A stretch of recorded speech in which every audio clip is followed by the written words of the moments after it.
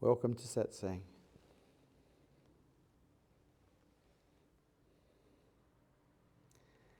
Yes, sorry.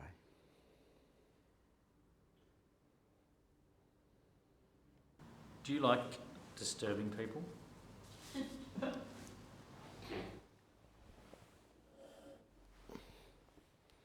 Yes.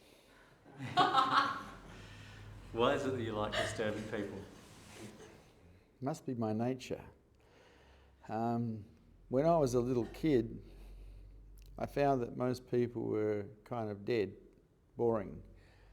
And by disturbing them, it became more interesting to be alive.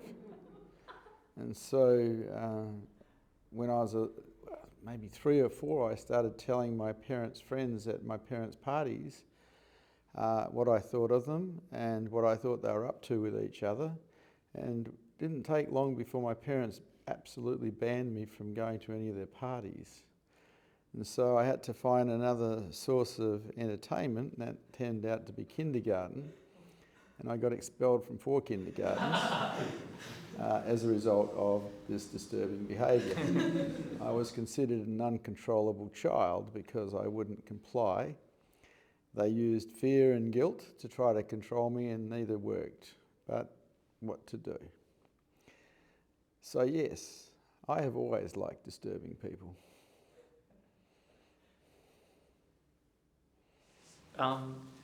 Would you think, because I'm the opposite of that nature, I'm kind of like the diplomat and I like to not disturb people and try and keep the peace everywhere I go. Would you say that those attributes or that attribute is in my way to higher consciousness or even enlightenment? No, it's in the way of having fun.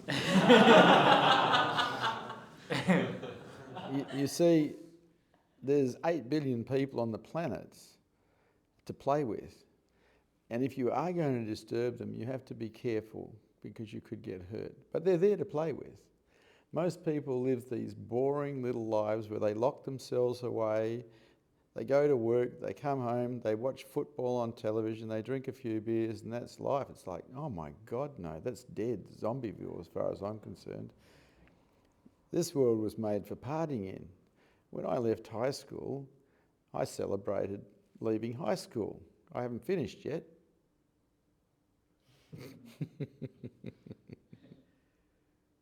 Why do you think that enlightened teachers seem unreasonable often?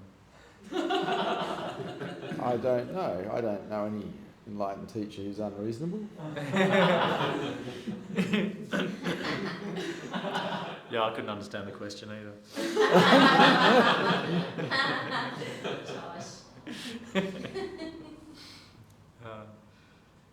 There are stories of different teachers in history and that have done things that would appear to students and that to be unreasonable. Could you see why they would be that way? Or why it would seem that they are that way? Well, if you're enlightened and you're a master, your job is to help people get free. That's what you've chosen to do. You've chosen to be in service to humanity to help people get free. And it's a bit like, how do you wake a drunk up? Well, you don't, sing them little lullabies. You actually have to shake them and rattle them. And then you might be able to wake them up. And enlightened people see everyone who's not enlightened as asleep, and usually in deep unconsciousness. And so enlightened people tend to shake people to try to wake them up, try to get them alert enough to wake up completely. And so they set devices. Osho is a master of it. Set devices so people will get disturbed. So they'll start to practice acceptance and let go. And so I watched Osho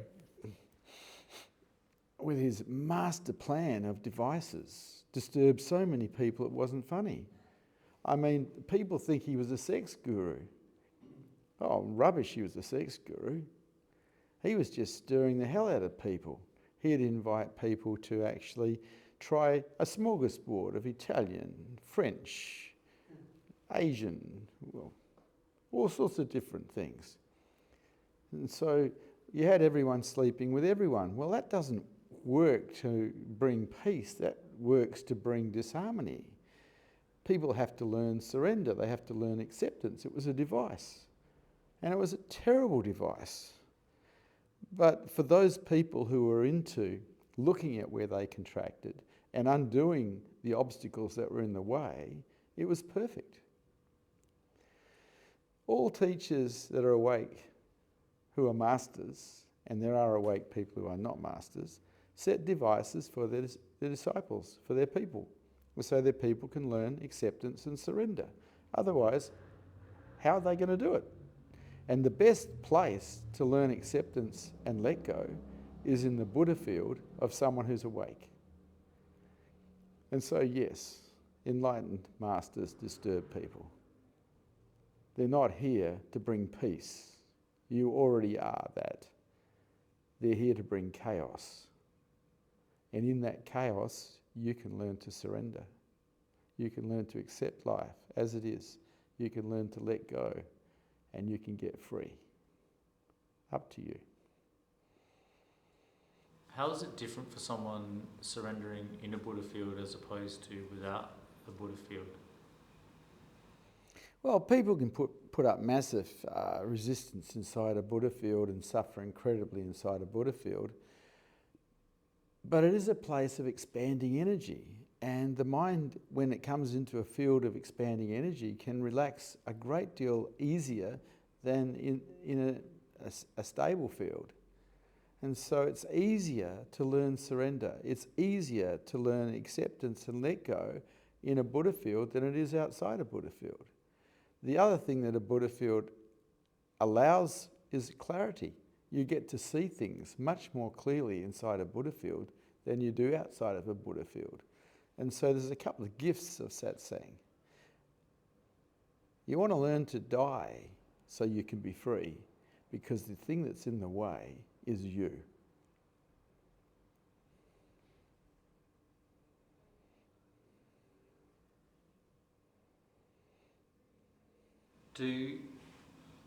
As an enlightened teacher, do you have a purpose? I have a purpose.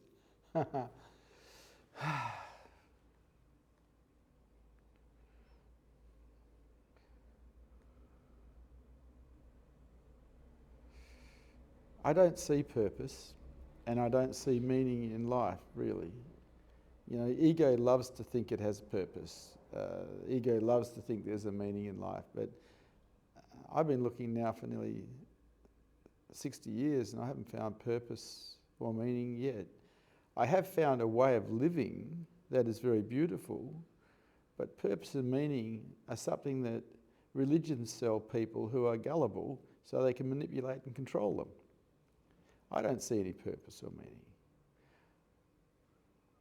I see a lot of charlatans selling religion. But there is a way of living that is very beautiful, that is worth doing. And it's not something we're taught at school or university, and that is the way of the heart. And my master, Osho, was a heart teacher. It was because of him that I chose the way of the heart. It was on his suggestion. And the way of the heart's beautiful because it gives you manageable happiness. And if done correctly, allows you to open up enough to perceive unconditional love, which is very beautiful. It's a beautiful way to live, the way of the heart. It's also a staircase or stairway to higher consciousness, which sets you up for the ultimate freedom, enlightenment. But it's up to you. What do you want and what are you willing to do for it? It's up to you. The ball's always in your court. Enlightened teacher might be able to create a Buddha field that you can learn to die in, you can find clarity in, you can have your mind expanded and have it disappear. But really, they can't do the work for you. Only you can do that. Only you can remove the obstacles that are in the way of higher consciousness for you. Only you can see through your mind by witnessing it. They can't do that for you. They may be able to point out a few things for you. They may be able to set up a couple of devices so you can learn acceptance and let go. That's about it. So never ever discount the ability of the Buddha field to do its work. And the teacher's not doing that. The teacher doesn't create a Buddha field. If he's awake, the Buddha field is happening because awareness is aware of itself. And the Buddha field itself expands the mind, brings everything up if you're full of pain, because it undoes the coping mechanisms that hold it down. So it's a free way to healing the wounds of the heart. But then it's up to you as to whether you're willing to feel them or not and heal it. I gained so much from being in the Buddha field of Bhagwan Sri Rajneesh or Osho, and I gained so much by being in the Buddha field of my Advaita Vedanta teachers. Eventually, awakening occurred in the presence of one of them, because I found myself as the space that is everything and everywhere, always. When they went away, it didn't. So here we are, me trying to inspire you to wake up and be free.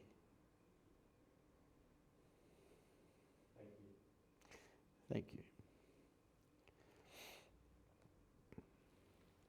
Are there any questions, any statements, or any challenges from anything that's been said here this evening?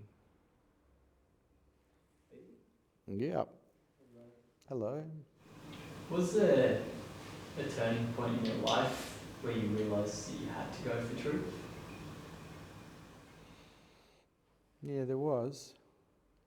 The turning point came when I decided that I wanted to get my mala back off the Rajneesh organisation in Fremantle, because 6 months earlier I had thrown it at them in disgust because they'd asked me to raise funds by getting people who were sannyasins to donate their property and their money to the Rajneesh organisation, and they wanted to use my salesman skills to do that. And they put me together with a psychologist and an accountant.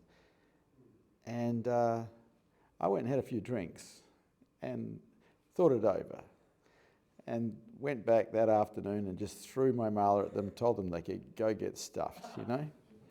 Anyway, about 6 months later, there was this major turning point. A friend of mine died. He committed suicide. And I realised what I wanted was higher consciousness. What I wanted was to be with my master. And so I went back and tried to get my mala back. But no chance of that, none. I had to wait a while longer until Sheila Silverman came to town, was holding a meeting. And in that meeting, I put my hand up immediately. She walked in the room and she said, yes, because she was there to do some fundraising, I think. She said, yes, can I help you? I said, I want my mala back. She said, oh, you want your mala back? You want sannyas again? Yes. Yes. And she said, okay, we'll do that for you. And I raised my hand again. I said, I want my mala back now. And so she sent someone out to get it now. And 4 or 5 other sannyasins put their hand up as well, and they got their malas back as well. And that's how I got my mala back. But that was a turning point for me in spirituality. That is when I decided to really go for it. Because my friend had died, and I realised that life was so impermanent and that we were all going to die, and that I hadn't climbed this mountain yet, this mountain of higher consciousness with Osho. And it was the only thing left to do. I was already massively successful in the business world, so I didn't have to climb that mountain again. Now this mountain of spirituality, this mountain of higher consciousness, this mountain of enlightenment in the heart was missing from my life. And my master was missing. I needed to go and get my mala. I needed to be a sannyasin again. It was a major turning point. My fiancée at the time left me as a result of this, because she didn't want me to go back with Bhagwan. She didn't want me to be a sannyasin. So I had to go and live on my launch.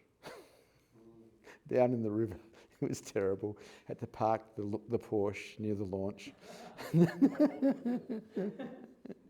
But one of the funniest things that occurred at that time was we had a white cat that we'd shared, and I had bought the cat and I felt that the cat was mine, but she said the cat was hers, and so there was this disagreement over who got the cat. I'd already left the house and she had the house, so I dyed the cat red.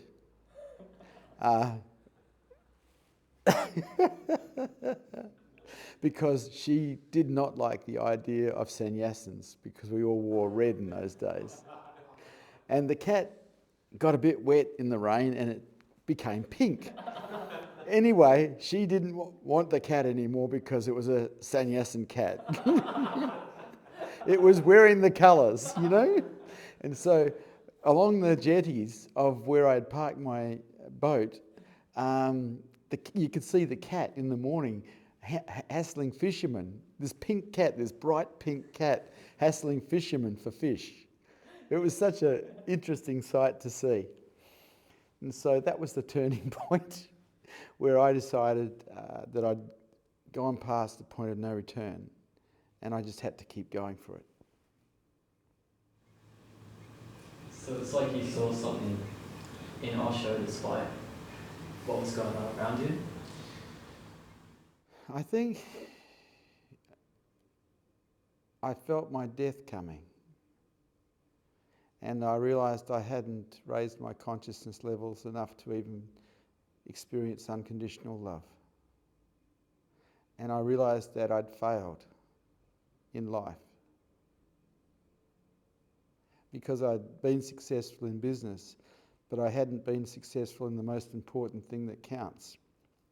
I hadn't been successful in heart, and I hadn't been successful in higher consciousness, not to the degree where I could wake up. So I felt like a failure. And I went within a month, I went to Pune. Not Pune, the ranch at that stage. I went there because I wanted to speak to him. And the only way you could speak to him, there's no way you could speak to Osho back in 1985. No way. He had thousands of sannyasins around him. But I had a publishing company back in Perth, and I'd been doing journalism.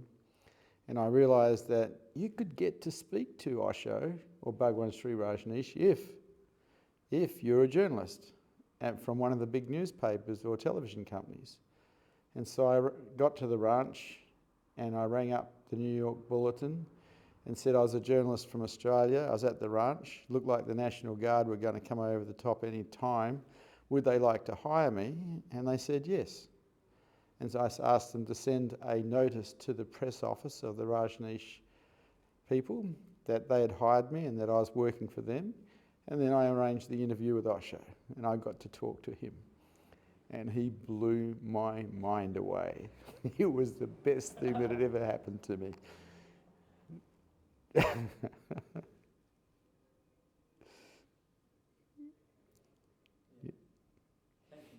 Okay. Yes. Hearing your story, Vish, it's like you're telling my story, but it's you. And like the moment I first speak to you and like whatever story happened in my life, and the moment like it just blew my mind and it's still happening. So it's just a statement, but it was such a beautiful story. My life is dedicated to help you wake up. That's what I'm here for. I don't have another reason to be here.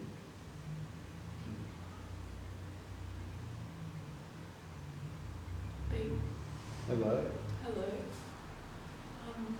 I felt really touched by what you were saying about how you realised what a failure you were for not finding heart or higher consciousness.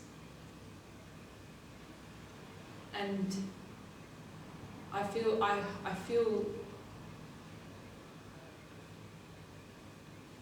in that moment I felt sadness, but right now I don't feel anything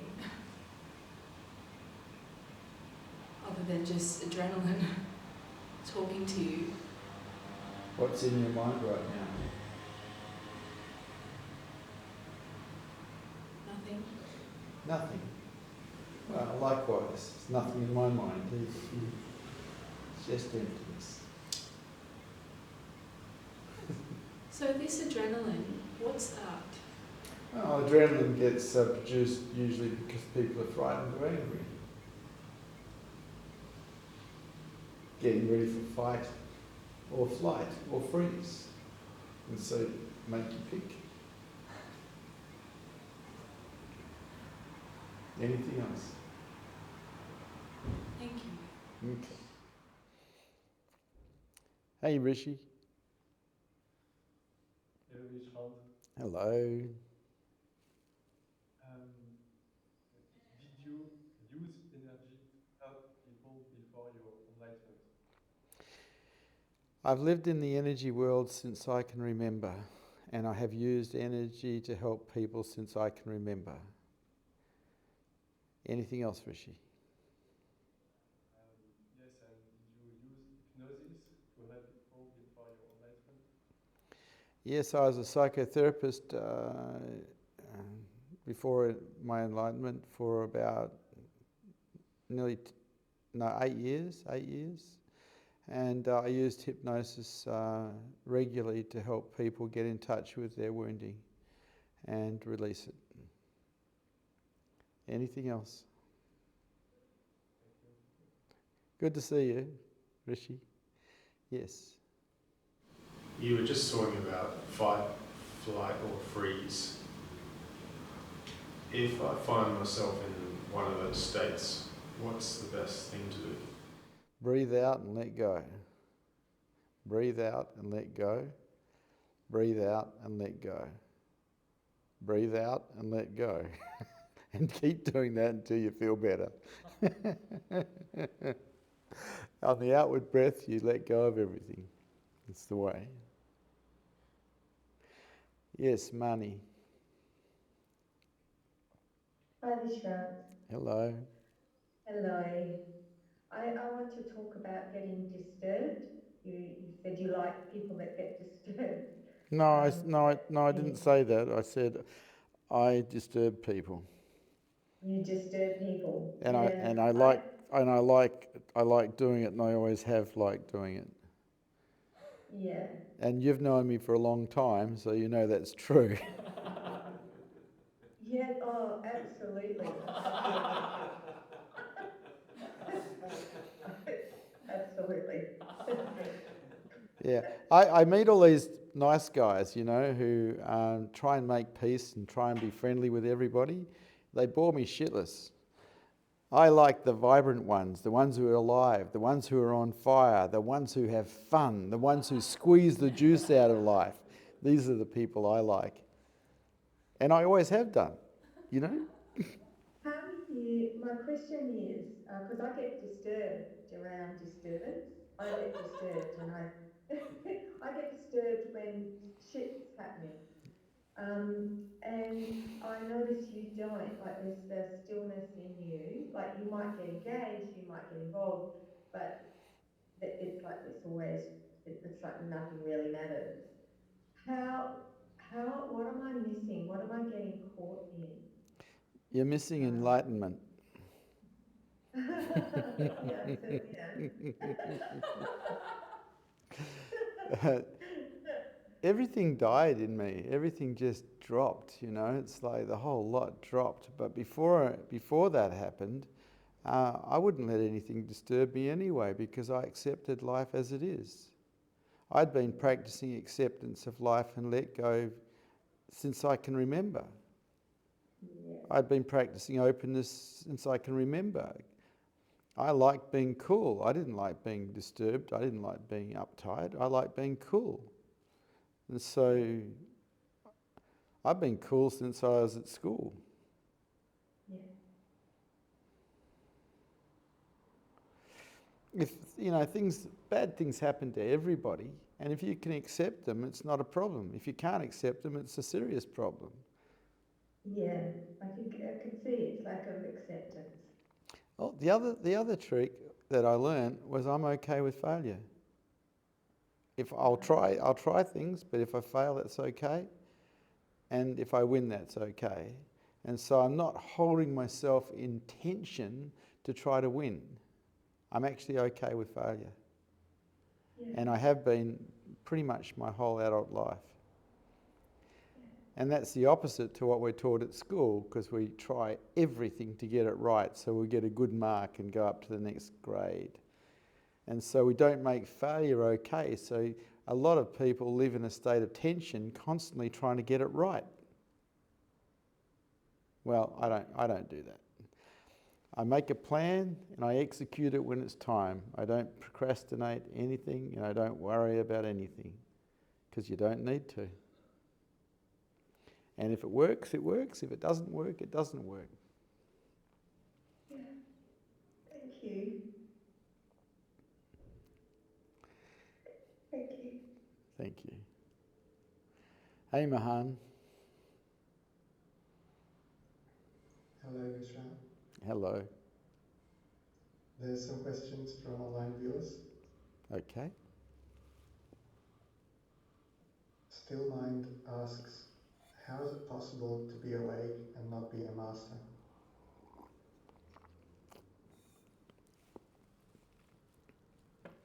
Being a master means you have the skill to help people get free. Being awake just means you have awareness, aware of itself, and you have a Buddha field, but you may have no skill whatsoever to help people get free. That's the difference. A master has skills. That's the only difference, really. Awake is awake. And the thing about skills, people who have skills, a master, usually learnt those skills before awakening, because afterwards there's no motivation to learn them. So my master, Osho, was a university professor before he woke up. He learnt different skills of communication, so he could be a professor. Well, he brought them into play when he was a spiritual master. Anything else? Narasimha asks, here are happening huge feelings of helplessness and stomach pain regularly. Do you have advice for me?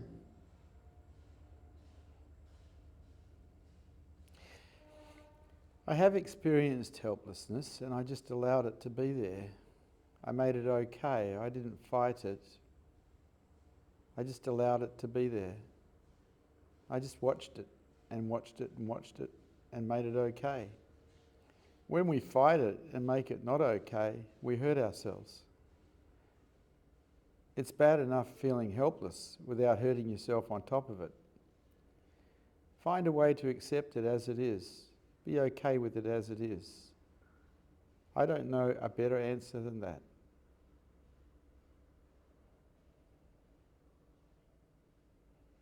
Anything else, Mahan?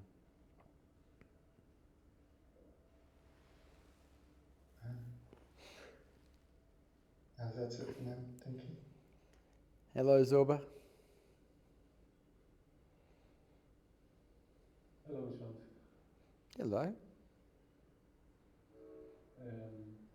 A couple of days ago, you spoke with somebody. They asked you how can they accept a situation when they're not, when they find it hard to accept it. And you said that the only way you know that actually works is to love it completely. So I wanted to ask you like practically, if I'm in a situation that for some reason I find I resist, I can practice let go, but what you said about loving it completely, how would that be? Well, that would have been a trick answer, wouldn't it? Because most people aren't that capable of love because they're too closed. And so, more than likely, I was trying to motivate people into finding love.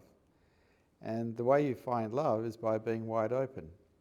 That's the only way. If you're closed, it's highly unlikely you're perceiving unconditional love. Unconditional love is perceived in openness. And so I was probably just motivating people. You know, people need motivation, otherwise they won't do anything.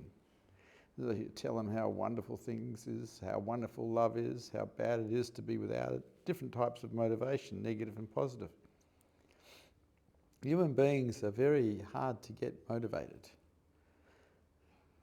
And a spiritual teacher points to the truth and tries to motivate people to do what they need to do to find it as themselves. It's quite a task because basically you've been set up as God's salesman person. And you're selling a product that people already are, but they don't know that. And they're not willing to do what it takes to find it. It's a trip, you know? Anything else? Yes, Richard, yes. Yesterday we watched on Netflix this kind of series about how to become a cult leader. It's a kind of a funny, half serious series. Oh, right. And, Yeah, I think I watched it. I think it was really funny. I liked it. Yeah. I got a few tips from it. Yeah. Also, it was just mentioning also every now and then, but it had proper episodes on Manson and other guys, and so it was kind of weird that they would put Osho and Manson in the same kind of the same kind of box. Yeah, they did. I did watch it. It was interesting. Just interesting. Yes, Yeah, one of the things, I got a story. Once I realised that I was going to be a teacher of higher consciousness and guiding people towards truth and heart, I realised that basically what would form around me would probably be what people would consider a cult. And so I studied all the cult leaders that have had history around the world. I read everything, watched as many videos, documentaries on it as possible. And so in no way could I make any of the stupid mistakes that other people who've tried this made.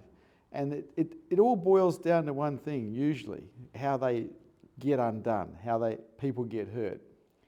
They seem to think that the means, anything is okay for an end result. And so the means justify the end.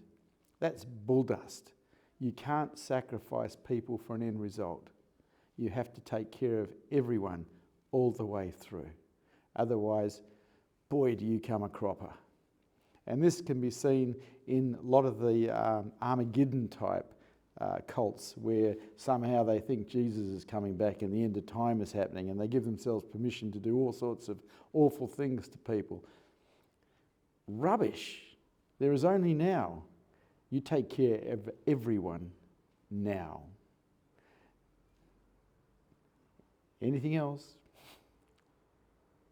Thank you, Vishrant. Okay. There's lots of, the word cult has a lot of different meanings. It's any group or organisation that's outside the mainstream. And so I'm also in the Mustang owners cult, and the Military Brotherhood, which is a motorcycle club. I'm in that cult as well. Yeah, I'm definitely involved in cults. And if I was to actually be into football clubs, which I'm not, they're dead boring watching them. If you're not playing, you're just a voyeur. If I was involved in that, then I'd be involved in that cult, because all football clubs are cult, the same as all yacht clubs, the same as all cricket clubs, the same as all religions are all, by definition, cults. Any Anything else? Okay. Hello, Rajesh. Hi, Bhagavan. Yeah, that was one of the funniest things, because someone asked you once if this is a cult, and like you instantly said yes. It's a cult.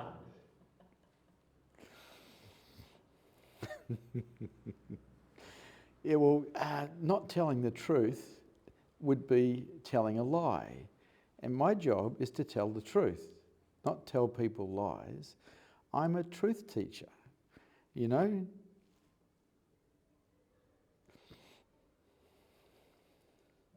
What I wanted to ask you is, in the very beginning, you mentioned your parents' parties, and at the age of 4, you telling them the truth.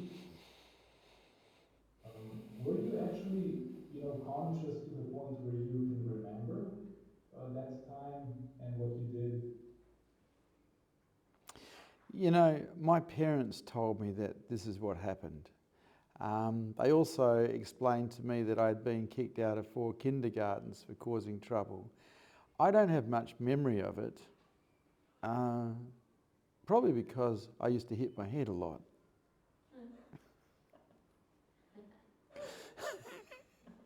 I was the kid, the nightmare kid who came over to your house and climbed up your gutters and ended up on the roof. Or the guy that had the hill trolley flying down the main street at full pelt, smashing into something when it gets to the bottom. I was that kid, I don't have a great deal of memory of being thrown out of kindergartens. And I don't have a great deal of memory of early primary school, though apparently I got beaten every day because I was really bad. They tried to bring me under control by the fear of being physically punished. And I don't know what it was about me, but I just wouldn't buy it. I would not buy being a good boy so I wouldn't be beaten. Just wouldn't buy it. Had a rebellious spirit.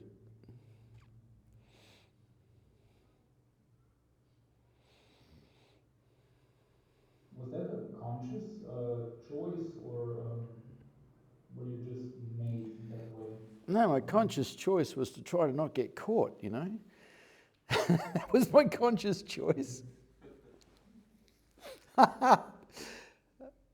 I was just made that way. I was the oldest in the family, and I was just trouble. I didn't have much parental supervision as a child because my mother had my sister who was brain damaged and intellectually not all there and had convulsions all the time.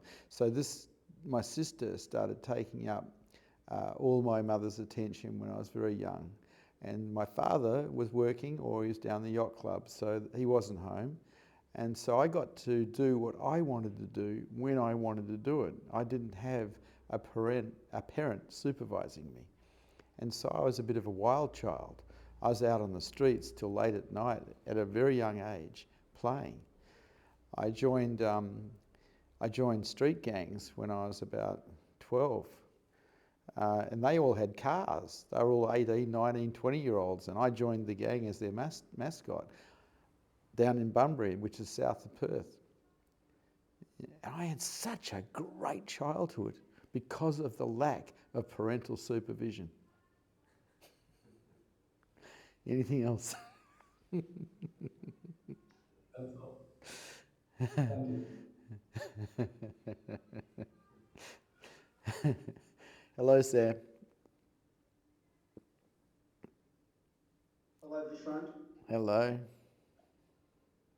My understanding is that attachments are an impediment to higher consciousness. First of all, is that correct?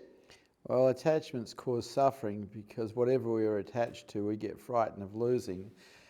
and we contract and we go into resistance, and all resistance is suffering. So attachments are the second main cause of suffering or dissatisfaction. The other main cause, of course, is desires. So the two main causes of dukkha or dissatisfaction is desires and attachment. So anything we're attached to, even if it's just an idea, if we're attached to it and it gets threatened, we'll go into fear and try and protect it, go into resistance and cause suffering for ourselves. Okay, I'm going to overseas on Monday, and say, for example, I was to get ill and couldn't go, I'd be very disappointed. So I assume that is an attachment because I'm getting disappointed. Yes, I'd say that was an attachment. Yeah, you're attached to going. Yep. If say, for example, that disappointment lasted 24 hours, is it still an attachment? You get over it or accept it within 24 hours, within a period of time? Only when you're attached to the result is it a problem. But some people, suffer their whole lives because they're attached to things. And they don't realise that they're creating their own suffering through their attachment to whatever. It's very hard to avoid disappointment, so it must be very difficult to attain higher consciousness. Does a person know if they're in a state of higher consciousness? I did, because I could run rings around everyone. But that's how you knew, because you could run rings around it. There's nothing that you get this feeling that you're switched on all the time? No, I was switched on all the time. And that was from a very young age. Is it permanent? Can you go to higher consciousness and drop? I think so, yeah. You can start dreaming. Yep. I was into present moment awareness. I like to be present of everything that was happening around me continuously all the time from a very young age. And I also started witnessing my mind from a very young age. So my consciousness levels went through the roof at a very young age. When I started looking for people that could teach me, I had to leave Australia because there was no one here that I couldn't run rings around. And so I found teachers overseas that were further ahead than I was, and I would stay with them until I reached their level, and then I'd leave them to find someone else to learn from. And I only hung out with teachers who were switched on. I did not hang out with people who weren't switched on. It's amazing, really, you have to leave the country. So does that mean, if you come across anyone or many people in Western Australia, say in the last 20 years, who you think have attained higher consciousness? Well, there's different levels of higher consciousness. Higher consciousness is kind of brilliant. It's a bit like being the general on top of a hill, watching everything that's happening, watching every skirmish, watching every little battle, knowing everything that's happening and being in control of it, seeing the consequences of everything, every action, every word. Higher consciousness is like that. But most people don't have that view. They're like the people on the front row, front line, having a fight with someone, and they're just caught in that dream, They don't see what's happening on their flanks because they can't see, because they're caught in the skirmish. As your consciousness levels rise, you're not caught in any skirmishes anymore. You're seeing the big picture always. You're seeing everything that's happening around you. You're seeing the consequences of your actions, the consequences of your words, the consequences of everyone else's actions and words as well. You are switched on. And this is possible for all human beings, but that's not what they teach us at school. They teach us at school to live in our heads, so most people are lost in dream for their whole damn lives. Dreaming their life away, thinking they're present. Okay. Say I was of a goal to try and get higher consciousness. Is it an end product of meditation, practicing compassion, love, being open? Is that the way to get there? Heck no. The way to higher consciousness is present moment awareness. You got that bit right. Witnessing the mind. You've got to witness the mind so you can see what's in the way. If you can't see what's in the way, and if you're not witnessing the mind with a silent witness that's non-judgmental, you won't see what's in the way. And then you have to remove those obstacles so your consciousness levels can go up. And that's how you do it. It takes work to have higher consciousness. It takes no work at all to have lower consciousness. Most of the human adults on the planet live in lower consciousness, suffering until they die. Higher consciousness is rare. Is there a way you can tell that you're improving? Like, Yep. is there a way to say, oh, I'm on the right path here? Absolutely. You work out all the things that piss you off, and then you go out into the world and you front those things, and if they don't piss you off anymore, if you don't get caught anymore, if you're not reacting, if you're not going to resistance anymore when people are doing the same things, you know your consciousness levels are rising. What happens if there's not many things that piss you off? I don't have many things that piss me off. That's because you haven't been hanging out with me. That's right, you disturbed me.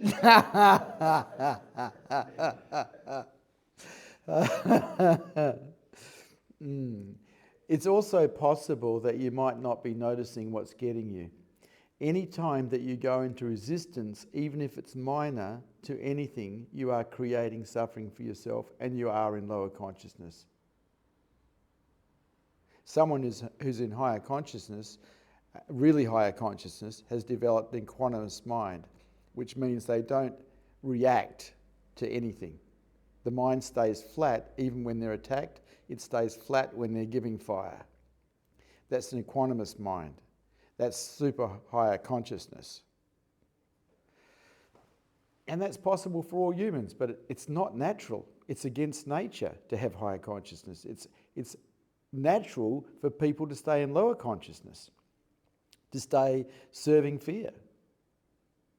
Someone who's really raised their consciousness levels has, in a lot of ways, defeated the survival mechanism. And they've removed all the obstacles that keep contracting them, which means they've probably challenged all the belief systems that were put into them by society, religions, and their parents. That takes work. It's not natural.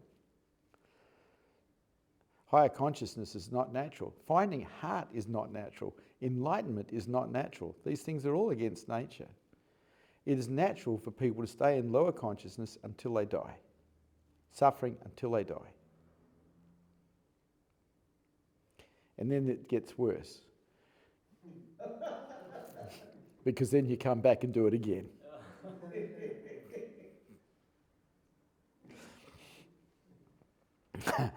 And again, and again, and again. Anything else, Sam? No, thank you. Nice to talk to you, Sam. Nice to talk to you too. Hello, 𝐬𝐸𝐸. Hi, Bhagwan. Hello. Bhagwan, you were talking about the point of no return. So, what are the signs of a seeker who has passed the point of no return? They have a thirst for truth that cannot be quenched. They don't let anything get in their way. They go for truth. They go for heart. They are past the point of no return. They know they can't go back. There is only forward now, so they go forward.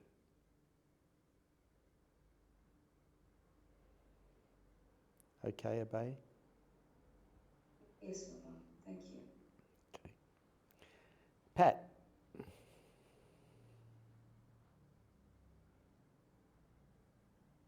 Hi, Vishrant. Hello. I have two questions. The first one is, can you feel anger but not contract? Well, I can, yeah. People get angry with me all the time because I piss people off. I thought we established that. No, I'm not. Yes, I said you, but I said like someone that is not. Can I feel angry and not contract? No, if you're feeling angry, you are contracted, mate. because you've turned yourself into a victim of something and you've gone into resistance to something. You're definitely contracted and you're in resistance, which means you're suffering. And what's worse, you're involved in violence. My gosh. Pat. But what if maybe you have it like as pain body? Rage body, right. Well, you don't have... Yeah, that's different again. Some people have rage bodies because they've repressed a great deal of anger over a long period of time. And when that comes out, there mightn't be any contraction. There just might be the feeling of it coming out. That's possibly true. But that's rage body coming out. That's different again. That's different than people getting angry and blaming something or someone for how they feel in the moment.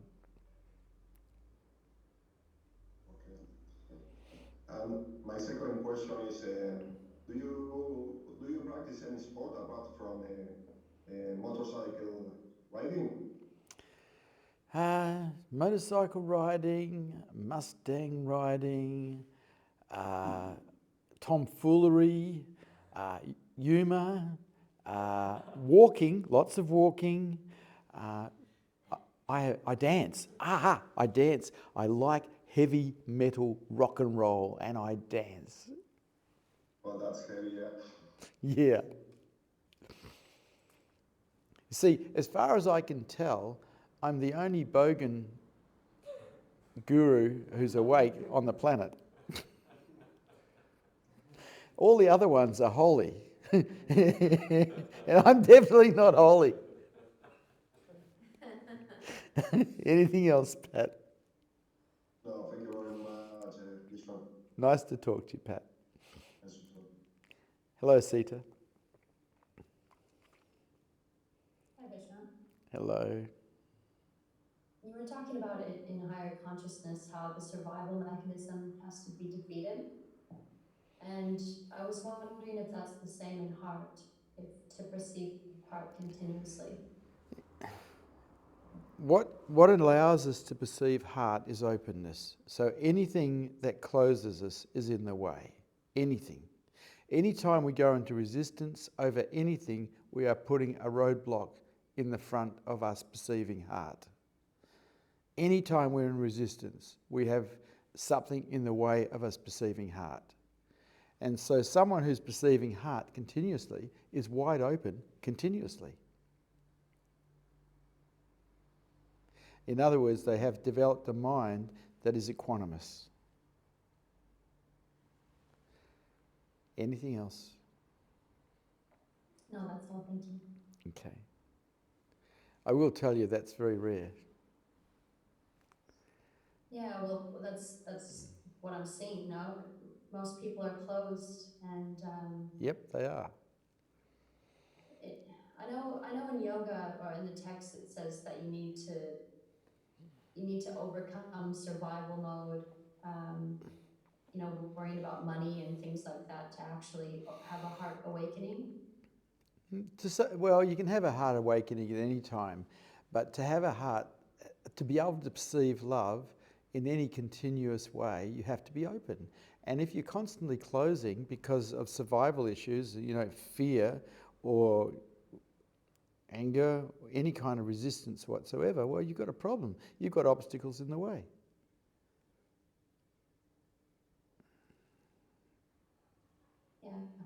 Yeah. Unconditional love is the most beautiful thing a human being can experience, but it's forbidden to those that are closed. They might be able to perceive primal bonding, which is just natural, but unconditional love, that's very special. That's the true jewel of consciousness. I wouldn't have a clue about it if I hadn't experienced it. Yeah. There you go. So what you do is, now you've experienced it, you give everything to find it again. That's the seeker. That's the seeker. Everything. You do everything to find it again. Everything. Because it's worth everything. It's the best. Hello, Amber. Hello. Hello. don't really remember my question. I don't remember it either because it wasn't in my mind. I just love having more detachment. I have a bit more detachment since the last retreat, and witnessing the mind, it's really changing a lot of things. Okay. So thank you. Well, it's you're doing the work on you. You should thank yourself, you know. Anything else? Yeah. No, it's just interesting that it's like I couldn't hear you, and then at one point I hear you and I don't know what happened. You just want to chat. You don't want to. I got to go on and have a talk to Corey. Nice to talk to you, Amber. Hello, Corey. Hello, Vishrant. It's good to see you. It's good to see you too, Corey.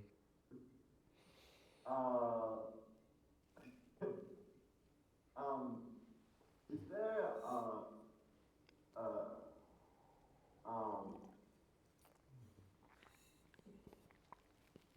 Have you lost it, Corey? pretty much, yeah.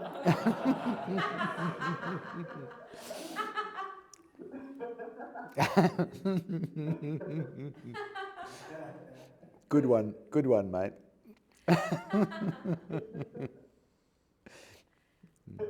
Nice to talk to you, Corey.